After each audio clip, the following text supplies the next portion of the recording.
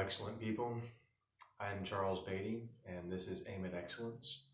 And today we're going to pick up where we left off talking about the dreams into action process. Last time I spoke at length about dreams in a general sense, trying to lay a foundation as to what is significant about dreams, why they matter in this process, and kind of trying to just develop a shared language. I think that today we're going to do a little more of that developing of language because it's important in my mind that when I say something, we have a similar context. Already last time, I ran up against the issue of dreams in the waking sense, or dreams in the sleeping at night sense, versus dreams in the hopes and dreams sense. And so today I'm going to lead with a little bit more narrative around dreams, and we'll transition into the next phase, which is going to be vision. So we're not going to finish vision today, but we'll get started into vision. So this is kind of a transitional episode. There is an airplane outside doing tricks or something, and it sounds like he's like right above my house. As a total aside, I live on the side of a hill, and up the hill, as you go up my hill, at the top we have a field that we keep clear in among the woods, and there's kind of a square field in the woods, and I swear that it's a landmark for local pilots because people come and play like this person above me is doing, and it's consistent. Like they fly above our house all the time. So anyway, that's just a curiosity, but I will try not to be too distracted by that. So if I were savvier, I'd make a really cool segue from what I was just talking about the clearing in the woods and the vision with the airplanes, and I feel like there's something there, and I just don't have it. I don't know what it would take to get there. So I'm gonna let that be, even though I know I'm missing a good opportunity. And I'm gonna dig into dreams as being lost in the woods. And I want to kind of like spin a little bit of a fairy tale for you, or I want you to kind of think about fairy tales. So we have this history, at least, probably coming out of Europe. And honestly, now that I think about it, I know I've read some African fairy tales. I don't know that I've read anything from Asia or not, but there's definitely fairy tale elements of this sort of like being lost in the woods. And there's always, we think about Hansel and Gretel, where the witch's house is in the woods. There's one that I really like. There's a very, very good book by an author named Robert Bly, who's a poet slash author and like nonfiction author. And he wrote a book that was an analysis of a Germanic poem called Iron John. And the Iron John poem, or the Iron John fairy tale, is very much about like going off into the woods and finding the valuable thing in the woods and then bringing it out into the real world. And so when I talk about dreams, I have this very strong correlation between dream and the fairy tale woods, or the fairy tale underworld. And I want to talk about the underworld in a minute when I get to this notion of archetypes, but we'll leave that alone for a few more minutes. For now, though, we think about dreams and the illegibility of dreams, especially when we're sleeping, or the non-specificity of dreams when we're awake. So when we dream about a future that we want to live, it's very abstract. Even people who are good at taking their dreams and being like highly specific, it still lacks specificity in comparison to your day-to-day. I mean, I can say to you that I dream to have a nice car. Well, what's that car? Okay, I might say specifically what it is. Then, well, what's the next question? Where are you going to keep it, right? And how are you going to pay for it? What are you going to pay? What's the insurance policy going to be? How much are you going to spend on gas on it, right? And this is purely economic stuff. That's just one category. But you can see how just off the top of my head, I start building specificity on top of this very generic dream of nice sports car. And so that's what I mean when I'm talking about the illegibility of dream, where it is not sufficiently specific to take action. And in fact, that's part of why it's valuable in this sense, because you get to fill in the blanks. So you take a dream and you say, I want a thing, I want a lifestyle, I want an object, I want a feeling, and then you have to live the life that fills in the blanks. And that's what this process is about. So that's why I'm kind of saying that if you take the deep, dark, mysterious, scary woods from the fairy tale, and you acknowledge that in the fairy tale, the characters who find themselves in those woods typically find their way out with something of value. That's what we're kind of going for here, where we're going to talk about how to bring light and bring legibility and bring meaning into those woods, into that dream. And the key word, the key term, the key skill we want to bring into this is vision. So give me just a moment. I want to check on this. Yes. Okay. So I am using my notes here so that I can kind of keep this a bit more focused.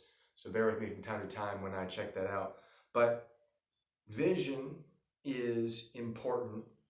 I have a definition here that I'm kind of using, which is vision is a casting of attention or a bringing of light. And I think that it's important to note that we as humans are the animal of the eye, and we're the animal of fire. And we are light bringers inherently. It's our nature to bring light to things because we are so eye focused, and because and fire is integral to human society.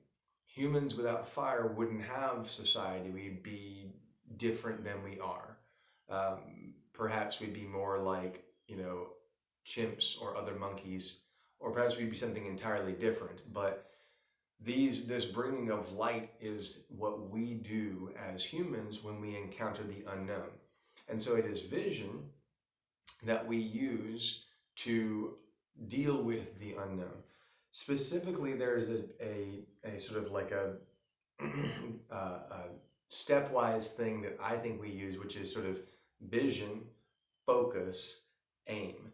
And those three things, you have vision, which is the casting of attention. Then you have focus, which is a qualitative measure of your vision. It's basically an awarding of meaning. So you see something and it looks meaningful and you focus upon it. And the degree to which you focus upon it is a measure of its meaningfulness, or a measure of your ability to look at it. Lastly, we have aim, which is a targeting or concentration of your vision. And it's a measuring stick, in a sense, for your focus. So if your focus is sufficiently high quality, your aim will be successful in whatever you intend to do with that thing you're focusing upon, right? So the classic example when we want to illustrate aim is we talk about target practice with, say, a gun or with a bow and arrow or with any other, thrown or projectile object. And we talk about being able to hit your target is a consequence of the quality of your aim. Well, in the sense of target practice, the quality of your aim may be a consequence of the skill with the tool, right? So if it's a gun, can you sight properly? Can you maintain proper breathing? Do you know how to aim? Let's say, we talk about like military snipers, they get all into the details of the wind, they get into the details of the drop of the bullet over a certain distance. There are lots and lots and lots of factors that can go into this depending on what you're aiming at and what you're aiming with. And so for simplicity's sake, we're talking about right now aiming just with the eye and no other tool, but really aiming with the mind, and the eye is simply a representation of the mind, because what we want is we want to have a dream and we want to bring it into reality through our actions.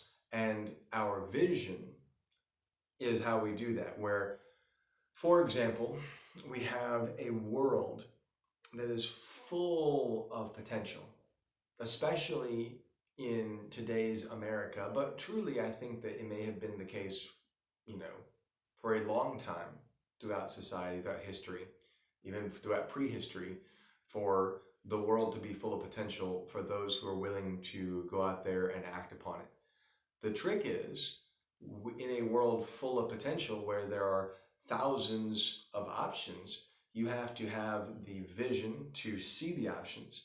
You have to have the focus upon a specific thing or set of things, and then you have to have the qualitative aim. You have to aim true to the thing that you're trying to achieve. And that's why vision is relevant to this dream. This is why vision is what gets us out of the woods. Vision is the thing that takes us from being in the woods where it's dark and pathless and scary, and it gets us into, now we see the path, now we see where we are in the woods, now we see the smoke from the woodsman's cottage up ahead, and we know that there's the thing that we came into the woods for in the first place. So that narrative element, that fairy tale element, leads me to the next thing, which I want to introduce you to a character. And this character is my character that I have personally articulated, but it's based on other patterns. And so the character is an archetype. And this particular archetype is called the Pathfinder. And when I think about archetype, if you're not familiar with this, an archetype is basically, so if you're familiar with, say, fantasy, role-playing, science fiction, you already know an archetype. An archetype is a character class, right? You've got the warrior, you've got the healer, you've got the spellcaster, etc. And there are countless iterations of these things. But let's say you don't know anything about that. Well, think about your experience in school. You've got the bully, you've got the jock, you've got the popular person, you've got the nerd, you've got the goth, whatever. Those are archetypes. Those are character classes. And there are many other ways to articulate this, but these archetypes are patterns, patterns of behavior, patterns of action, patterns of value. And so the Pathfinder pattern, in my reckoning of it, is the archetype of the character who goes into the dream, navigates through the dream, and finds meaning, translates meaning that can be taken out into the world. And in particular, the Pathfinder, in my mind, has a particular item, which is the torch. So once again, let's go back to the fantasy role-playing kind of stuff. Certain character classes can use certain weapons or certain types of armor or all manner of other things. And those items are a consequence of the pattern that they conform to. So the Pathfinder carries the torch. And the torch in particular is a really interesting symbol. So one of the most famous things in America, for example, is the Statue of Liberty. Statue of Liberty carries a torch. And the torch is this symbol for insight, right? So once again, insight is the word here that once again relates to vision, okay? The torch does three things in my mind that I think are particularly interesting. And I think the Statue of Liberty actually pretty well conveys this, but I often consider this more when I'm thinking about the Pathfinder archetype. But the torch lights your own way. So as you navigate the world, and in this particular instance, as you navigate the dream, the torch lights the way. The second thing that the torch does is it tells your friends where you are. So you have people out there who are important to you. You have friends, you have family, you have compatriots, you have co-workers, you have brothers in arms. You can paint whatever narrative you want, but the torch shows them where you are, and the torch says, follow me, right? So you're out there and you're moving through the world and you're lighting your own path, but in so doing, you're showing others where you are. And that is helpful when you're navigating uncertain terrain, because it actually has a psychological uplifting benefit, right? So if you are lost, but then you see in the distance the light of your friend, you think, I know where my friend is now. I want to go, I want to keep my friend in sight, like at a minimum, right? So it's that kind of thing. That's usefulness number two. And then number three, the torch tells your enemies where you are. And it's a warning. The torch says, here I am, come into the circle of my light at your own risk. If you would come and threaten me, know that I carry fire, which burns. Fire burns the eye, if you look at it too, and it's too bright. Fire burns the flesh.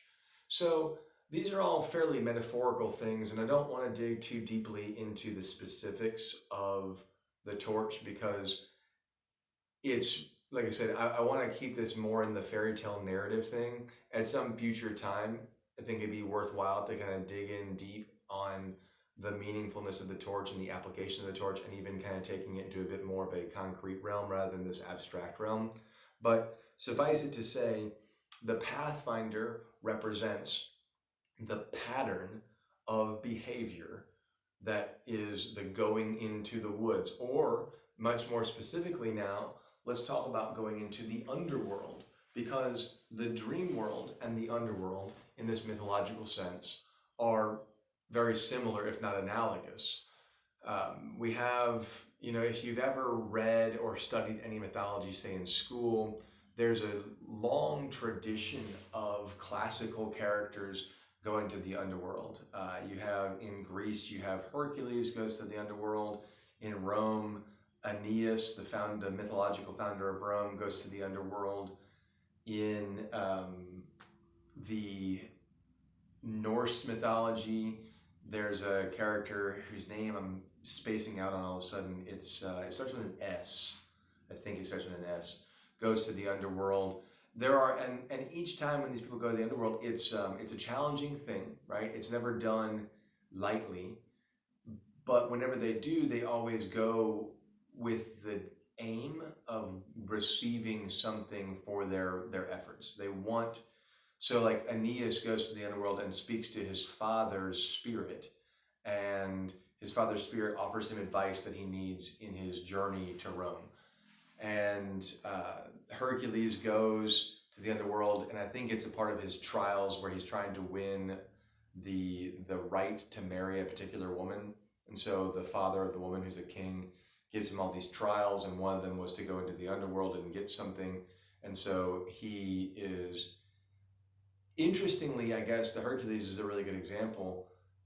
If you look at the Hercules trials, there's I think 10 trials of Hercules. Each of them is undertaken with the goal of the end goal of achieving the hand of marriage of the daughter. But and I guess the kingdom with it is implicit there. But each of the trials forces Hercules to grow in some way. And so that's, I think, almost more interesting than the end achievement, but how each trial he gains a skill or he gains personal growth in some way. And so I think that's relevant to this comment, because you can think of, by going into the underworld, you become stronger for having been there, assuming that you make it out alive, and you had gone there for a specific purpose. And so you get the thing that you went for, and you get the benefit of having gone. And that's, I think, like I said, this is the key to why would we do this at all? Well, in pursuing our dreams, in trying to bring them into a reality, we grow as a person, and thus we have access to new skills or new experiences or new fortitude within us that we wouldn't have had if we had not gone into that dark place looking for value. And then, perhaps through the application of these new skills, we are able to go out into the world and actually achieve the things that like bring our dreams into reality. So there's a lot of interesting potential that can be dug into in this underworld mythology, this underworld archetype. And the important takeaway for today is I personally find these archetypes useful because I think the patterns they're a good starting point. right? You start with the pattern. And so the pattern is the character, the pattern is the pattern of action embodied by the person who is going into the underworld to achieve something. You're going into your dreams, you're going into that dark place, you're going into that place where there's thousands of options and you can't choose from one, and you're trying to make, live a good life that you enjoy, and you want so many things. And so you have to do the dirty work of going into that place where your dreams live in your mind and working your way through them and playing them out in your mind and saying, well, this one comes with these consequences and these benefits. And, in a more realistic sense, taking out the mythology for a minute, this might well look like sitting down with a notebook and pen and paper and writing out all your dreams, right? And you're brainstorming all your dreams and you're bringing them all to light. By writing them on the paper, they become more real, right? They become less abstract, less chaotic, more organized, more real. Then you take them and you elaborate upon each of them. And you do pros and cons, and you write a story for each one. It's the story of who you would be if that was your life. It's the story of what what that life would actually look like in more detail. And this is, frankly, bringing light to your dreams. And it's a much more concrete thing than this mythology about going off into the darkness and slaying dragons and collecting gold. But it is it's the same thing, it's just the real version of it. I have the bad habit of living in that abstract realm. Like, my mind just is comfortable in that abstract realm, and I often forget to bring things to reality. And so that's actually part of what the challenge is for me here, is as I speak my way through these things and as I share with you my process, can I share it with you in a way that you can actually take action on, rather than saying, well, that's a neat story, Charles, but that doesn't help me. So let's maybe leave it at that then. You need a way to bring your dream, bring the chaos of your desire in its non-specific sense into reality. And just like the torch is metaphorically the item that the Pathfinder carries, the actual Pathfinder in reality translates the torch and the bringing of light to the dream into the pen and the paper, and the bringing of order to the ideas, and thus the ability to see it with your actual eye. You go from it lives in your head to it lives right here and you can look at it.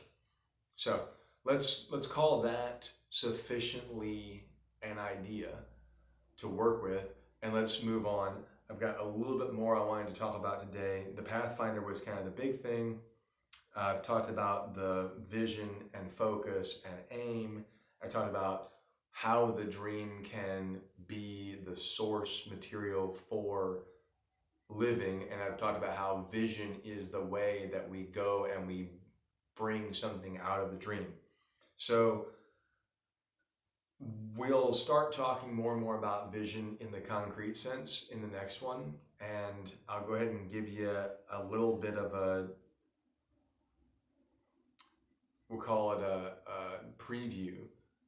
I want to talk about how vision begets values, which then begets virtue, and lastly, we have this notion of excellence, right? This project is aim at excellence, and my definition of excellence in a sense in this moment is excellence is what it looks like when you are setting your mind to something and pursuing it effectively, or what it looks like when you set your mind to something and you have an aim and you are true to your aim. Now, I think I had a different functional definition of excellence that I used in a different video, and I actually need to go back and maybe rewatch some of my own material, because I don't think I have that definition written down, and that would be helpful for me to be more consistent for you.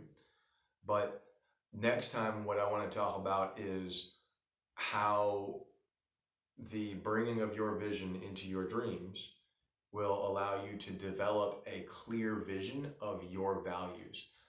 I believe this is one of the most important things that you can do as a person is know what your values are. If you know what your values are and you are honest about them to yourself and honest about them to others, you can solve a lot of interpersonal issues before they ever arise. And when they do arise, you'll have a much clearer mode of dealing with interpersonal issues because you'll know where you stand and you'll be able to clearly articulate where you stand. And that makes it a lot easier to solve problems than when you feel angry but you don't know why, and you feel like you're hurt but you don't know where you were hurt because a person behaved in a way, and you have this very ambiguous emotional feeling. So that's an application of this stuff. Once again, our goal in the strictest sense is to get from dreams all the way to acting them out in our lives.